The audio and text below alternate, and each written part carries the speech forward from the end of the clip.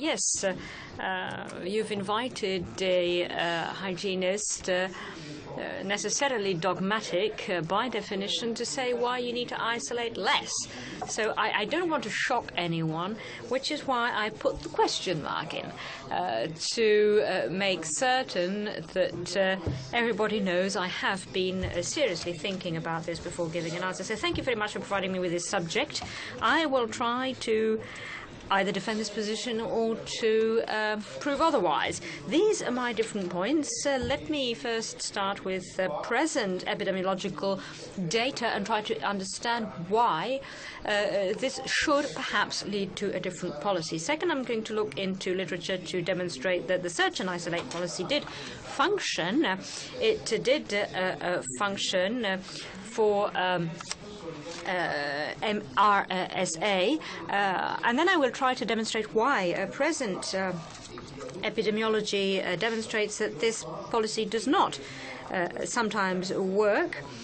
And then I will be looking at the consequences of isolation before giving a few conclusions and other possibilities for your different units. Now, what do we talk about when we talk about isolation, the difference between hygienist and intensive care staff?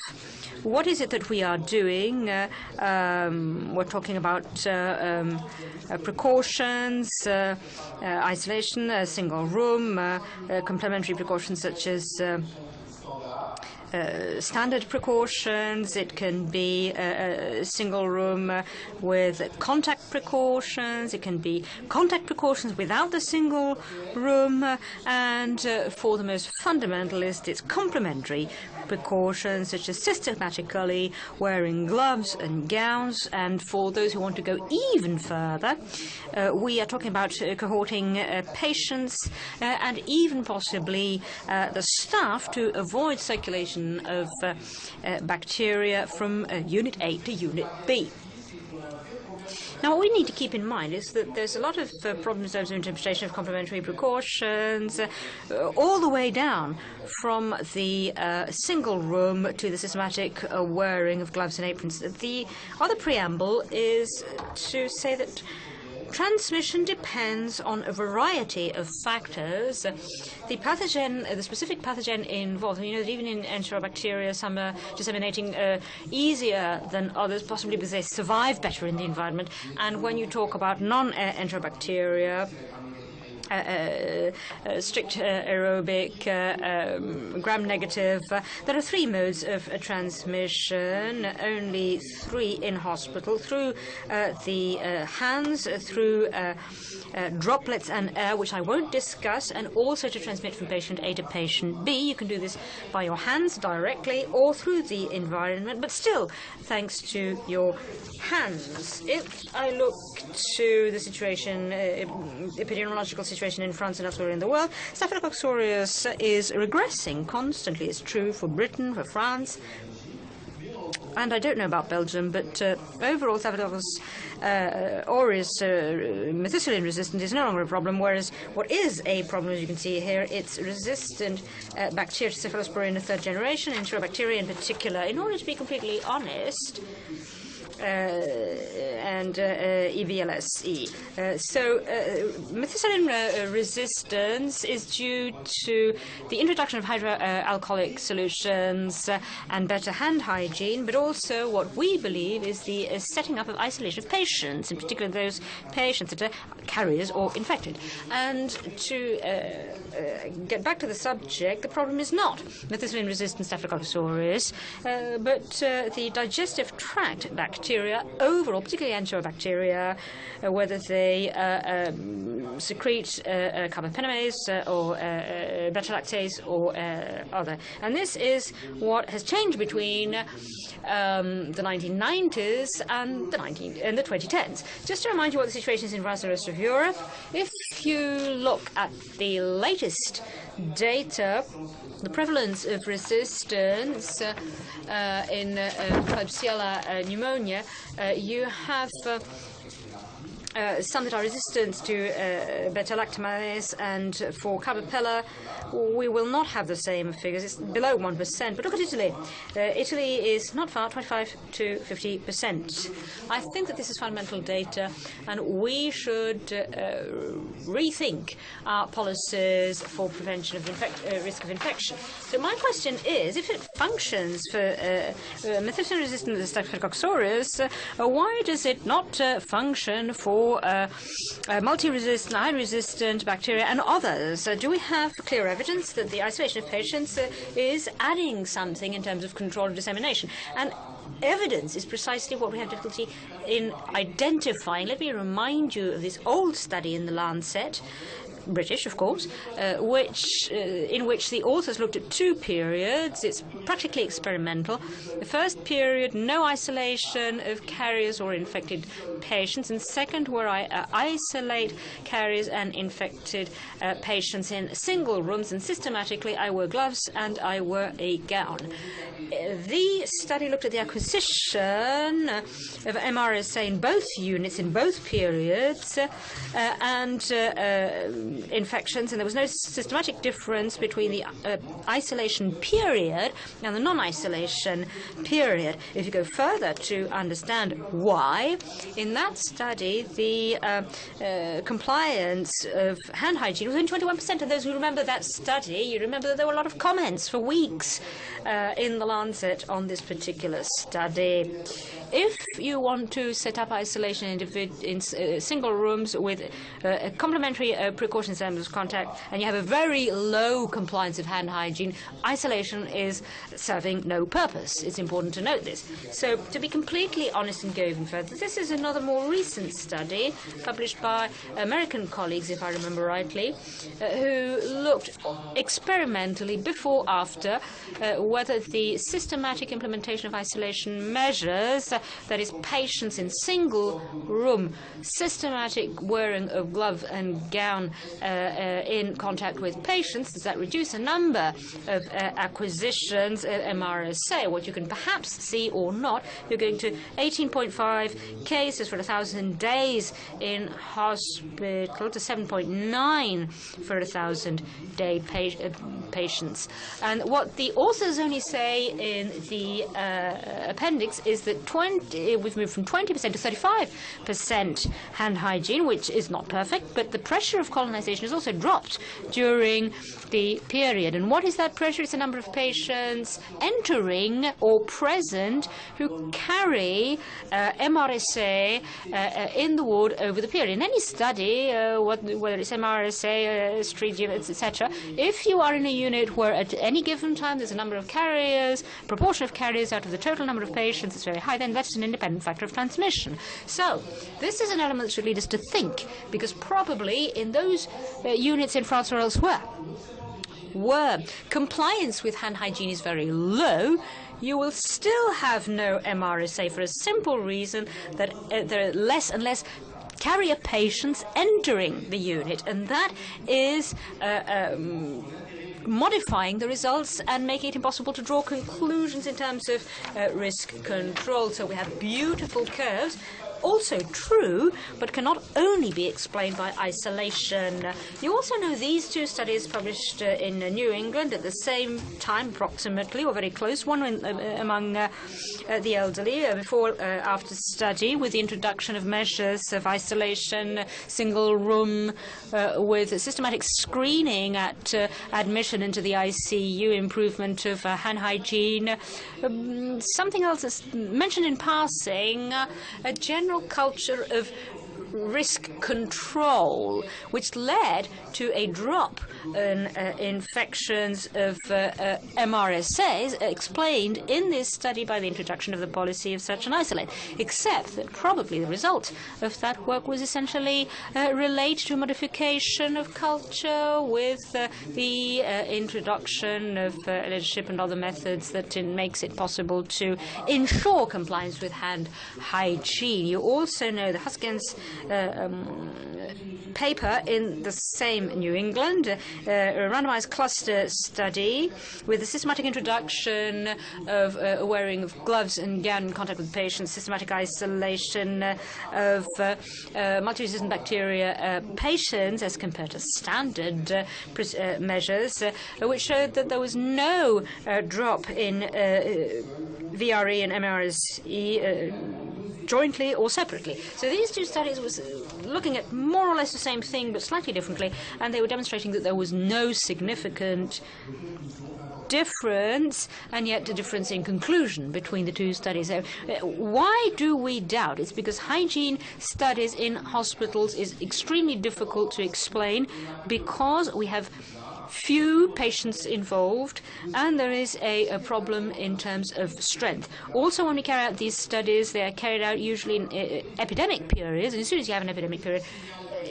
if I'm saying there's an epidemic, then the next day you're already improving your hygiene, and therefore it has an effect. We've seen studies in the United States collecting data that led to a drop in infections as well. 3, we never assess the measures separately, hand hygiene alone or single room alone. It's several measures jointly, and that does not tell us which is the most important factor. There are also experimental studies before, after.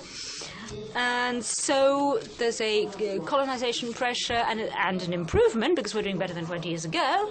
And then there's compliance with the different measures that's also very rarely assessed. We don't know what is the percentage of compliance of complementary measures, standard measures, and hand hygiene.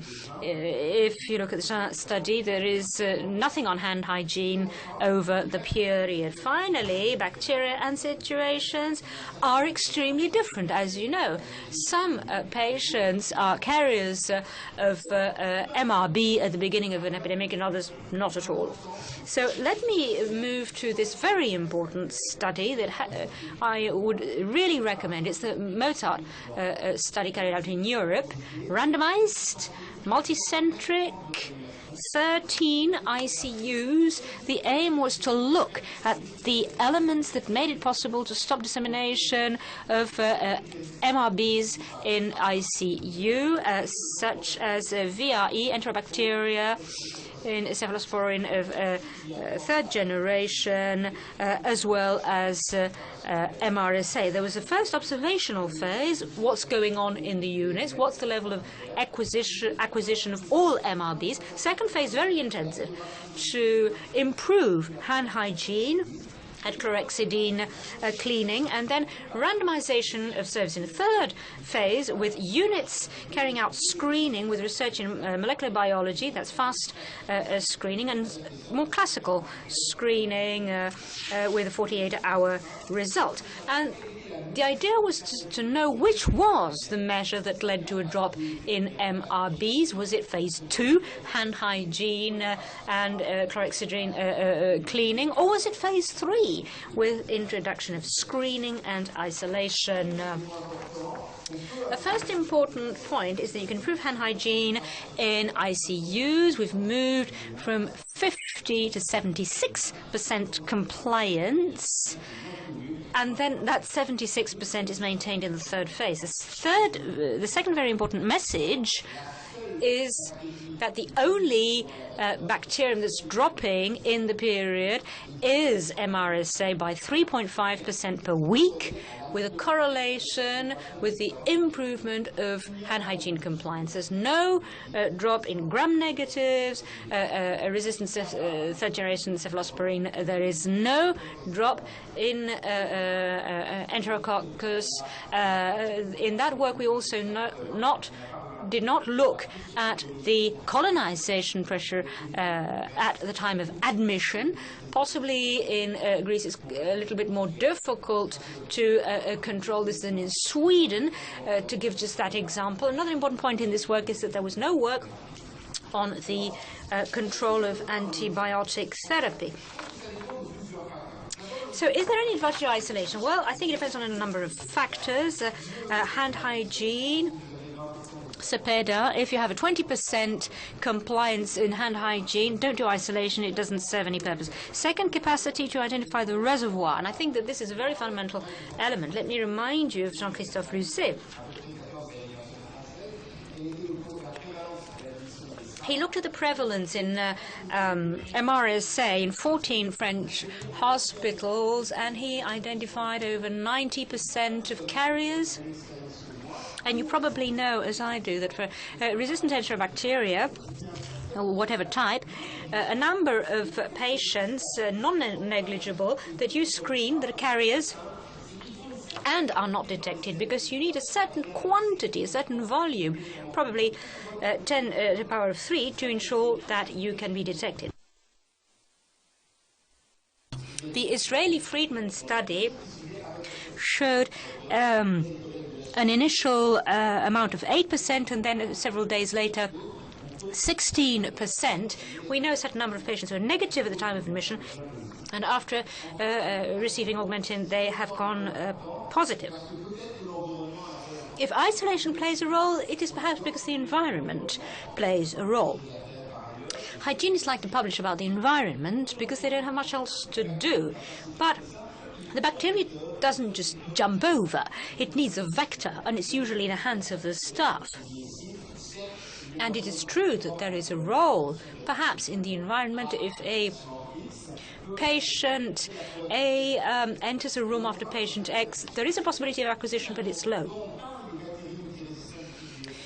When we talk about digestive tract multi-resistant bacteria, what is the share of acquisition by transmission or the selection of an antibiotic? Another study in 2007 had suggested that over 30% of enterobacteria isolated in ICUs were selected by antibiotic therapy, not acquired. We looked at the Children's Hospital in Necker in the framework of an epidemic, at the measures that made it possible to control transmission of Klebsiella BLSE. We did, as you do, weekly screening, screening on entry, screening on exit, and looked at acquisition within the unit. And you have here very high acquisition, 7.4 for 1,000 days, and 4.2 in the second case. In the first period, we set out standard precautions, single rooms for the patients. In the second period, we saw no progress, so we went into cohorting, gathering patients in a single unit, dedicating staff to that unit, and there we saw a drop. And what we're not showing is that we moved from 55% compliance with hand hygiene to 80% in the unit concerned. What I am showing is what the mathematical model, a Markov model, responds on the share of acquisition related to selection rather than transmission. And this is the share in both situations. A bit more than 50% of acquisitions were related to selection, not transmission. And in that work, we had not at all looked at antibiotics prescriptions. Are some measures indispensable? Let me go in this randomized trial in cluster by Harris with systematic glove and gown wearing in drop in MRSA and VRE. And if you look at the control period, there's no difference in terms of acquisition of MRSA and VRE. But if you distinguish them between them, there is a slight difference in terms of MRSA if you systematically wear a gown and gloves in contact with the patients in ICU. Finally, you know that isolation has consequences. Difficult to measure, but mentioned in a variety of works. Yatarev, consequences of isolation, demonstrating there was an increase of undesirable events among isolated patients. But before that, in other units, cardiology, for instance, Fox had demonstrated a number of avoidable undesirable events among isolated patients. And also, you know that in terms of long-term hospital stays, it can be very different, and patients are complaining. In Harris' study, if you look at compliance with hand hygiene among isolated patients as compared to non-isolated patients in standard precautions and the number of visits, two things were being said. The first is that compliance with hand hygiene is significantly higher in those patients that were in isolation as compared to non-isolated patients. But this was mainly at exit, not at entry. The second point is that they were significantly less controlled in terms when they were isolated. This could be a problem in ICU, though perhaps not elsewhere. Now, if I'm saying don't isolate, I've got to give you another solution. Is there another solution? The answer is probably yes. You know, the policy of I'm doing as much as I can for everyone. Young New England, randomized cluster, 74 units, 74,000 patients, 12 months and 18 months. Screening, isolation, decolonization, targeted and then universal, and the aim is to see whether I drop the samples and bacteremia, MRSA bacteremia, or just general bacteremia. And overall, if you look at the decolonization group for everyone, whatever their status, you have a drop in clinical MRSA, significantly bacteremia, all germs included, though not MRSA bacteremia. To conclude, isolation and screening is not indispensable in an endemic situation. Isolation leads to many complications. Other policies in terms of control are possible. Let me suggest something that we already mentioned some years ago. If you have an endemic situation, VACs and perhaps a little bit less MRSA, in that policy, possibly we need less isolation, less antibiotic, otherwise it won't work, more alcohol and hand hygiene, and that should be generalized. Second type of situation, a situation which is epidemic, and it concerns carbapenemesis. It's rare for very few cases. There, perhaps isolation still serves a purpose in the epidemic phase. And let me finally say that Charlie said it before me, growth serves no purpose apart from adding a layer. Isolation is just an additional layer. I think we can do without it. Thank you very much. Yes, you've invited a hygienist, necessarily dogmatic by definition, to say why you need to